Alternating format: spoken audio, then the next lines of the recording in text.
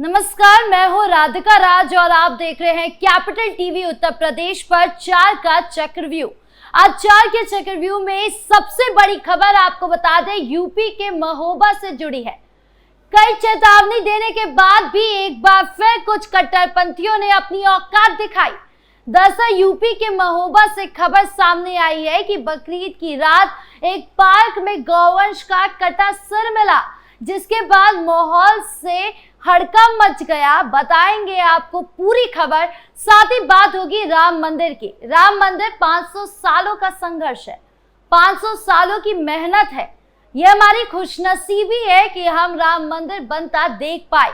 बदलती सरकारों ने राम मंदिर को लेकर चल रहे विवाद को बढ़ाने और घटाने का काम किया। इसी का जिक्र करते हुए भाजपा सांसद साक्षी महाराज का बयान सामने आया, जहां उन्होंने कल्याण सिंह के कार्यकाल का वो वक्त याद दिलाया जिसके कारण आज हम राम मंदिर देख पा रहे हैं। तो क्या बोले सांसद, बताएंगे आपको। फिर बात होगी बीएचयू की।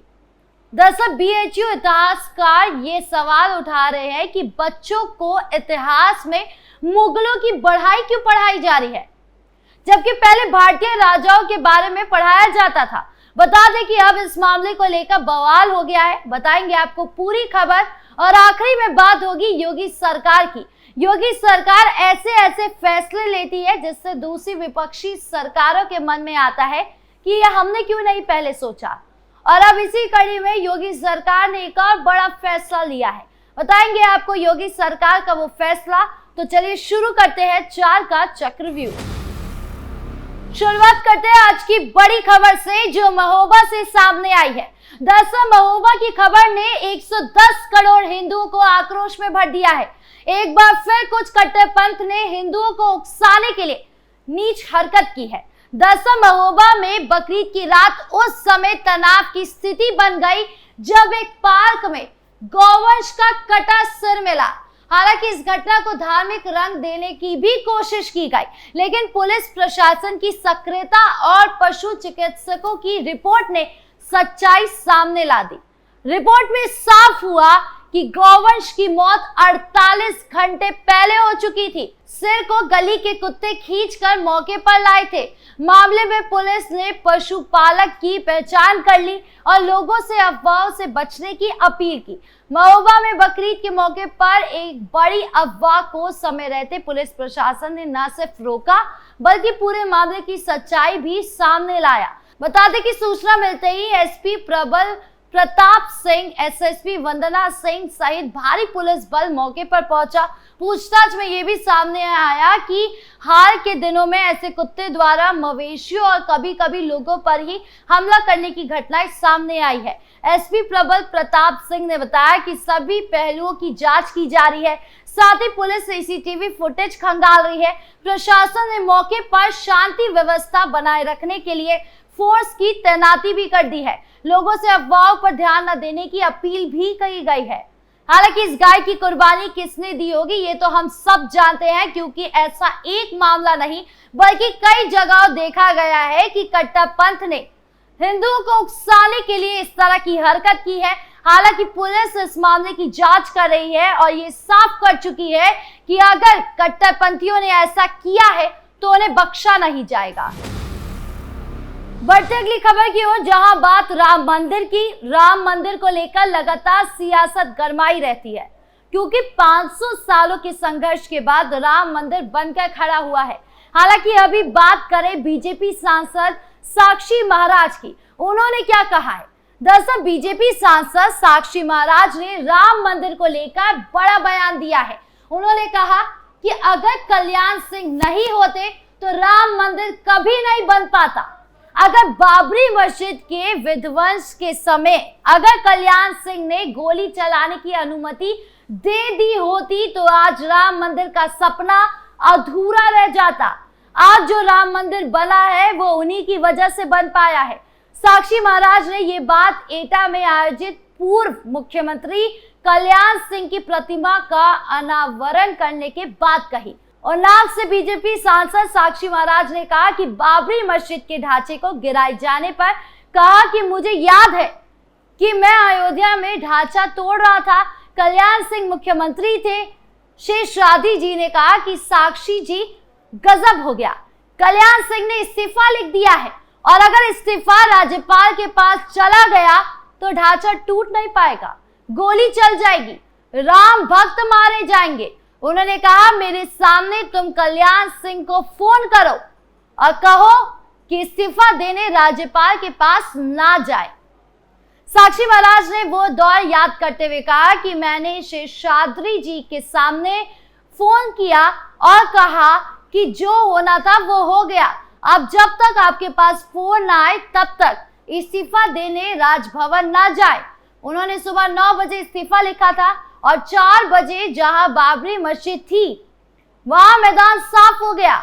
इसके बाद उन्हें फोन किया गया कि अब तक इस्तीफा दे दो और उन्होंने राज्यपाल को इस्तीफा दे दिया। कल्याण सिंह ने कहा ऐसी हजार सरकार राम जी के नाम पर न्यौछावर कर सकता हूं। यानी साक्षी महाराज ने कल्याण सिंह की तारीफों के पुल बांधे। तो वही इस बयान से समाजवादी पार्टी के मुलायम सिंह यादव का भी दौर याद आता है जब उन्होंने कार सेवकों पर गोलियां चलवा दी थी। यही सब कारण है कि उन्हें मुल्ला मुलायम कहा जाता है और अब उन्हीं के नक्षत्र पर अखिलेश यादव चल रहे हैं। बढ़ते अगली खबर की ओर, जहां बात बीएचयू इतिहासकार की। दरअसल काशी हिंदू विश्वविद्यालय यानी बीएचयू के पाठ्यक्रम से जुड़ा एक मामला इन दिनों सुर्खियों में है। दरअसल काशी हिंदू विश्वविद्यालय से जुड़े इतिहासकार डॉक्टर राजीव श्रीवास्तव ने बड़ा दावा किया है कि विश्वविद्यालय की बीए प्रथम सेमेस्टर के पाठ्यक्रम में एक समान सभी शासकों के शासनकाल के बारे में जिक्र नहीं किया गया है। प्रथम सेमेस्टर के 4 यूनिट में मुगल शासकों का महिमा मंडल अधिक है, जबकि राजपूत, मराठा, सतनामी शासकों को न के बराबर उल्लेख किया गया है और इसको लेकर उनके द्वारा विभाग अध्यक्ष को भी एक पत्र लिखा गया है। बीएचयू से जुड़े इतिहासकार डॉक्टर राजीव श्रीवास्तव ने मीडिया से बातचीत में कहा कि विश्वविद्यालय के बीए प्रथम सेमेस्टर पाठ्यक्रम में राजपूत, सतनामी, मराठा शासन का जरूरत के हिसाब से उल्लेख होने के बजाय सिर्फ मुगल शासकों का महिमा मंडल किया गया है, जबकि पहले प्रथम सेमेस्टर में ही एक समान सभी शासकों का जिक्र किया जाता था। ये व्यवस्थित रूप से भी नहीं, जिससे छात्रों को सभी के बारे में एक समय में ही जानने का अवसर मिल सकेगा। हमने इसको लेकर विभाग अध्यक्ष को पत्र लिखा है और उन्होंने इस बात के लिए आश्वस्त किया है कि सेकेंड और अगले सेमेस्टर में इन्हें शामिल किया जाएगा और अलग अलग शासकों द्वारा किए गए अत्याचार, धार्मिक स्थल विरासत ध्वस्तीकरण के बारे में भी पढ़ाया जाएगा।